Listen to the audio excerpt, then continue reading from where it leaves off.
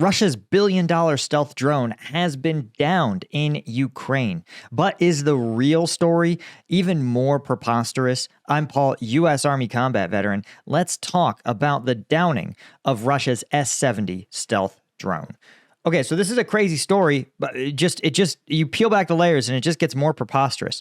So the discussion here is about the S-70, and this is Russia's stealth drone. Now, there's a couple of issues, namely that it has some non-stealth features, but it supposedly incorporates at least some of the basic designs of low radar signature aircraft, right? You can see it has this flying wing design, the angular hull, and several other features that are emblematic of stealth aircraft. Now, it also is notable because it's a drone. It has no pilot at all, but it's pretty sizable. So let's talk about the downing here. So initially, the story was that this was a shoot down of this drone over Ukrainian territory. And the Ukrainians actually were able to get their hands on it. But the drone was originally designed as a wingman for the Su-57.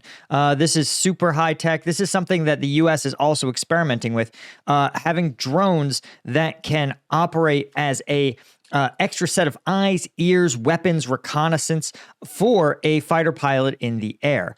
The appeal being that this is going to make the fighter and its pilot simply more capable in the air and make the pilot look more like a conductor of an orchestra of drones and of capacities and capabilities, rather than sort of the World War II fighter ace zipping and dodging all over creation. Now, as an aside, I want to point out that this whole idea is pure cope from the fighter pilot community. The fighter pilot community loves themselves more than almost any military specialty.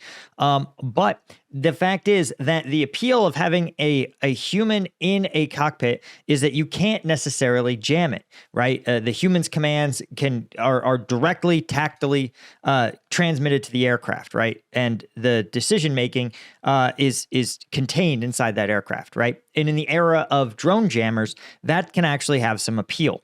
But if you make the fighter pilot the commander of a bunch of drones, well, why do you need that commander to be moving at Mach 3 in a big aluminum jet engine, right? They could do the same job in sitting in an air-conditioned Connex in Nevada, right? Because if you can jam a signal for over 100 feet, you can jam a signal over 1,000. So again, the whole drone wingman is a way of assuring senior officers, senior fighter pilots that don't worry, guys, you'll totally be involved in the future of war. This is the same thing they likely told mounted cavalry officers in the First World War. They said, don't worry, guys, there'll always be a place for armed dudes on horseback to charge at machine guns. We won't forget about you. And then they charged at machine guns and were all shot down. So, but this is the idea anyway, to create this sort of wingman. And the reality of this drone is it was supposed to be a game changer, right? It was first introduced in 2019, just before the invasion of Ukraine, and entered service this year. In fact, it's still being sort of piloted. It's claimed to be it claims it's a 6th generation fighter using stealth technology, and we're going to explain why that's pretty much BS, because it supposedly encompasses some technologies of the 5th generation Sukhoi S-57, which itself is not really that 5th generation. And again, this has been tested. Russia loves touting its sort of super high-tech stuff, but this is, again, how the Russian military kind of operates, right? On one hand, they can build one-off bespoke tech like this that may actually be super high-tech. But on the other hand, they cannot manufacture their own artillery shells. So you see how there's a real contrast here that these guys are dealing with, where the Russian military can produce one super elite drone, but it literally needs to buy artillery shells from North Korea. And so the fact that this was shot down at all is a sign that, well, maybe it's not quite as stealthy as people think. But That's not even the start of it. But before I talk about that, of course, if you feel like you need a piece of technology to take your game to the next level, you may want a little bit of caffeine. That's why I created Strike Gum. Strike Gum is the energy drink in a piece of gum. Each piece of this pack contains all the caffeine of a Red Bull or an Amp Energy, none of the sugar. 90 milligrams of caffeine, 100 milligrams of alpha GPC. You want to go to strikegum.com and pick some up today. And you can get us on Amazon, 4.9 stars. We're made in the USA. We're veteran owned. There's no reason not to. Take the Strike Gum pill. Well, it's gum, but you know what I mean, right? Leave energy drinks behind. Okay, so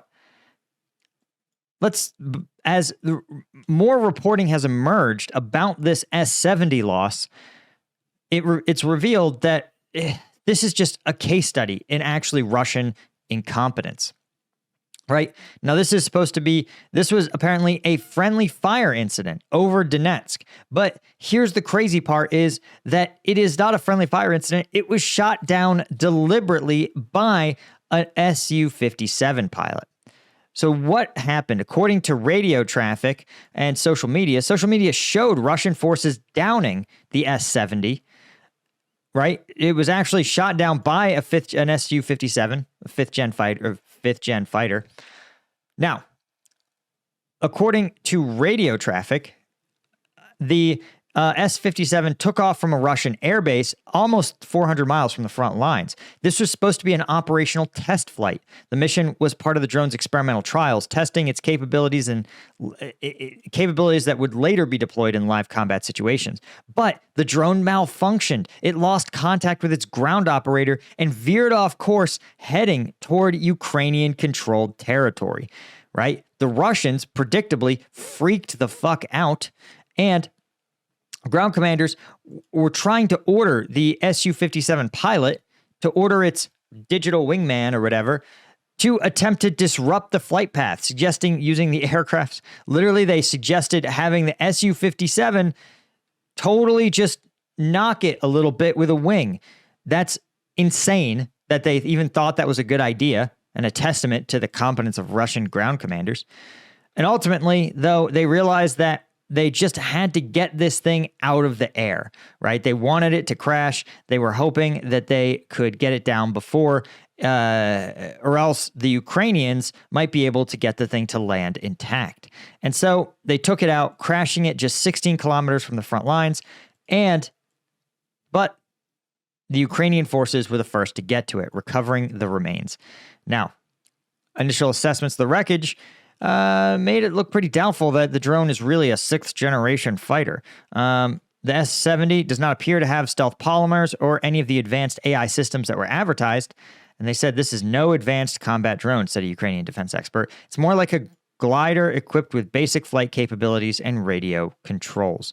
And guys, that makes a lot of sense because, again, even basic drones now, when they lose their signal, they can be programmed to simply return to base. Now, a lot of combat drones aren't because they don't want to reveal their operator's location. But the fact that this supposed drone with AI capabilities lost contact with its ground controller and then simply flew on a straight path towards the Ukrainians is itself a sign that this likely was really not ready for prime time.